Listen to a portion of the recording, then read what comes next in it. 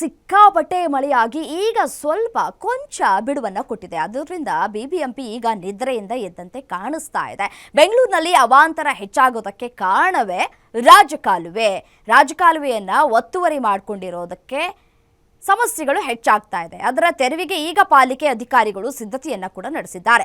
162 ಕಡೆ ಒತ್ತುವರಿ ತೆರವಿಗೆ ಸಿದ್ಧತೆಯನ್ನ ಕೂಡ ಮಾಡಿಕೊಳ್ಳಲಾಗ್ತಾ ಇದೆ.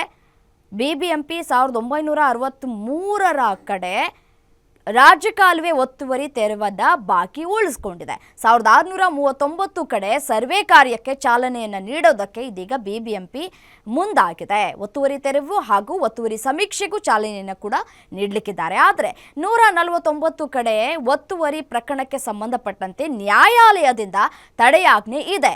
ಬಿಬಿಎಂಪಿ ಅಧಿಕಾರಿಗಳು ಏನು ಮಾಡ್ತಾರೆ ಅನ್ನೋದು ಈಗ ಪ್ರಶ್ನೆಯಾಗಿರುವಂಥದ್ದು. ನ್ಯಾಯಾಲಯದಿಂದ ತಡೆ ಇರುವಂತಹ ಹಿನ್ನೆಲೆಯಲ್ಲಿ ಯಾವ ರೀತಿಯಾಗಿ ಕಾರ್ಯವನ್ನು ಮಾಡೋದಕ್ಕೆ ಸಾಧ್ಯ? ಒತ್ತುವರಿ ತೆರವು ಕಾರ್ಯಾಚರಣೆಯನ್ನು ಮಾಡೋದಕ್ಕೆ ಸಾಧ್ಯನಾ? ಇಲ್ಲ, ಸ್ಟೇ ಇದೆ. ಸೊ ಹೇಗೆ ತೀರ್ಮಾನ ಕೈಗೊಳ್ಳುತ್ತೆ? ಸ್ಟೇ ಇದ್ರೂ ಕೂಡ ತೆರವು ಮಾಡುತ್ತಾ? ಆ ಒಂದು ನಿರ್ಧಾರಕ್ಕೆ ಮುಂದಾಗತ್ತಾ? ಅದನ್ನು ಪ್ರತಿ ಬಾರಿಯೂ ಕೂಡ ಮಳೆ ಆದಂತಹ ಸಂದರ್ಭದಲ್ಲಿ ಅಥವಾ ಸರ್ವೆ ಮಾಡುವಂತಹ ಸಂದರ್ಭದಲ್ಲಿ ಅಥವಾ ತೆರವು ಕಾರ್ಯಾಚರಣೆ ಮಾಡುವಂತಹ ಸಂದರ್ಭದಲ್ಲಿ ಸ್ಟೇ ತಂದಿರೋದು ಬಹಳಷ್ಟು ಎಕ್ಸಾಂಪಲ್ಗಳಿವೆ.